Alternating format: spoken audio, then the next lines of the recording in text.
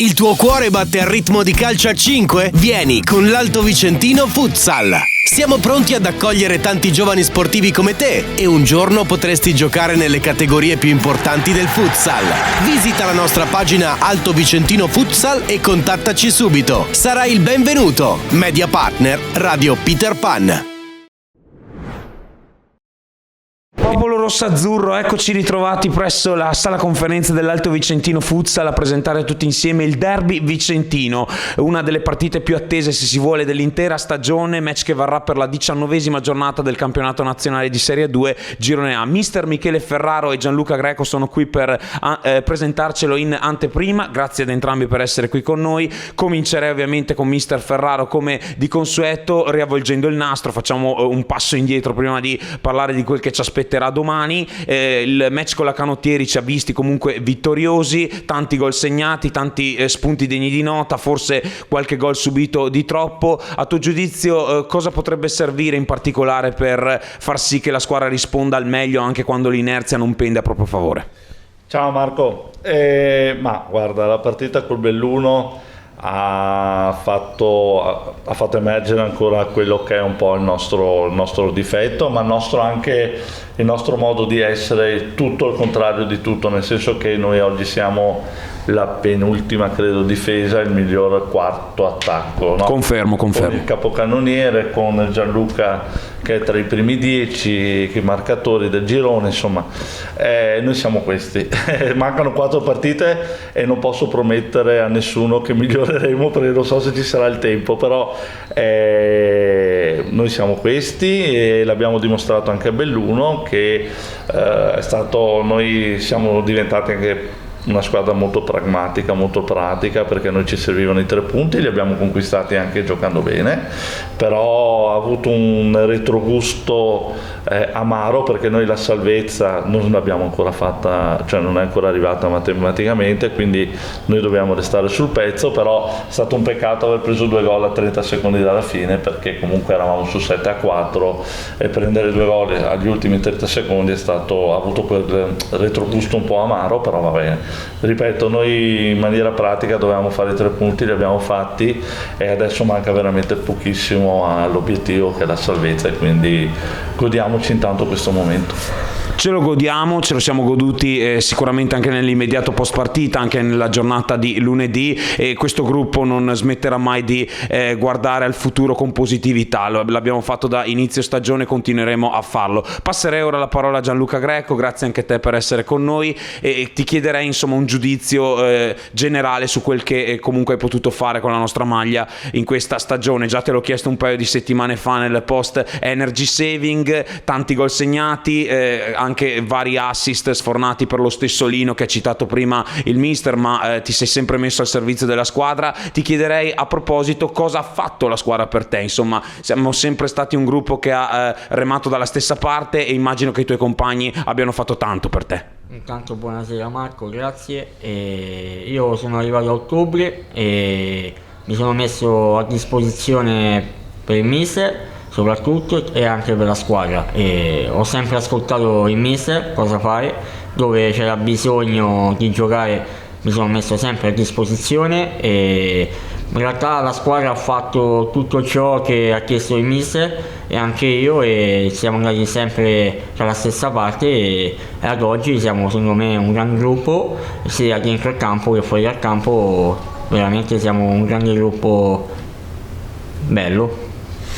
Un gran bel gruppo, come hai sottolineato te, e sono sicuramente delle buone basi queste per proseguire l'avventura con la nostra maglia. A tal proposito vorrei anche parlare un po' con te del rinnovo che la società ti ha offerto e che tu hai accettato nelle scorse settimane. Direi un bel attestato di stima per quel che ti riguarda. La società indubbiamente punta fortemente sulle tue doti, sulla tua presenza in società. Come ti senti di commentare tutto questo? Il rinnovo del contratto fatto dalla società è un qualcosa di stupendo, e ringrazio ovviamente tutta la società e la squadra e il mister, che comunque mi ha aiutato per questo, comunque in campo a prendere questo rinnovo, che comunque anche negli anni prossimi anni posso dare un contributo alla società, insomma. Ce lo auguriamo. Grazie davvero di cuore Gianluca per le tue risposte. Mister, ora analizziamo quel che ci aspetta, la partita di domani pomeriggio con il Cornedo che all'andata ci ha regalato tante emozioni, un triplo svantaggio rimontato, un nuovo svantaggio a cui abbiamo saputo rimediare, 4-4 finale, vittoria sfiorata, una partita in puro stile calcio a 5. Ci auguriamo che sia così anche domani, un Cornedo che punterà a fare il massimo, come d'altronde anche i nostri ragazzi. Cosa ci aspetta domani a tuo avviso? Come al solito però una parola per il giocatore che ho a destra, forse ancora più importante questa mia parentesi solita del giovedì. Davvero doverosa. Questo ragazzo qui a noi ci ha cambiato la stagione quando è venuto a ottobre, insomma, nulla, gliel'ho detto e non ho, senza nulla togliere a tutti quanti, insomma, a tutti i ragazzi che ogni giovedì faccio i complimenti, ma sono sentitissimi. Lui insieme ad altri due giocatori che sono Salah e Milan, sono i tre giocatori che lo scorso anno militavano qui e hanno avuto una stagione difficile, complicata, e loro hanno sposato il progetto ancora più degli altri e secondo me è stato anche più difficile per loro perché comunque arrivavamo da una stagione difficile, quindi io mi sento solo di ringraziare Gianluca per quello che ha fatto, per il rinnovo. Io devo ancora rinnovare, quindi non lo so Gianluca, però insomma, passami la battuta, è doveroso spendere questo minuto per questo ragazzo qui. Cornedo, noi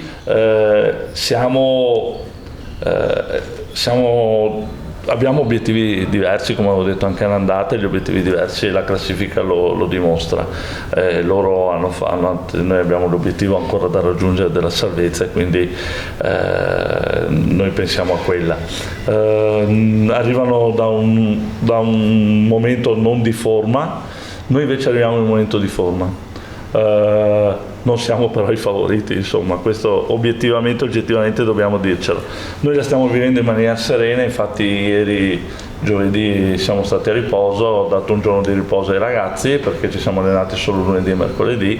Sabato a pranzo festeggeremo anche, faremo un pranzo tutti assieme per festeggiare la festa delle donne. Comunque per noi è sempre una scusa per stare insieme ogni pranzo, ogni cena che facciamo, quindi questo è il clima con cui affronteremo, insomma, questa partita. Ovvio, la soddisfazione come l'andata di fare un risultato positivo, assolutamente sarei ipocrita a dire che non c'è quel pensiero lì, però insomma noi la viviamo serenamente, siamo al completo e quindi in casa nostra speriamo ci sia tanto pubblico come l'andata, che sia una partita corretta come l'andata. Per il Cornedo comunque il pubblico di Cornedo e la società di Cornedo ci ha accolto obiettivamente in maniera splendida, perché è stato uno spettacolo per tutti e noi dobbiamo essere, la nostra società si sta organizzando per ospitare sia i tifosi sia la squadra, il club del Cornedo in egual misura, perché obiettivamente lo merita, insomma, ecco.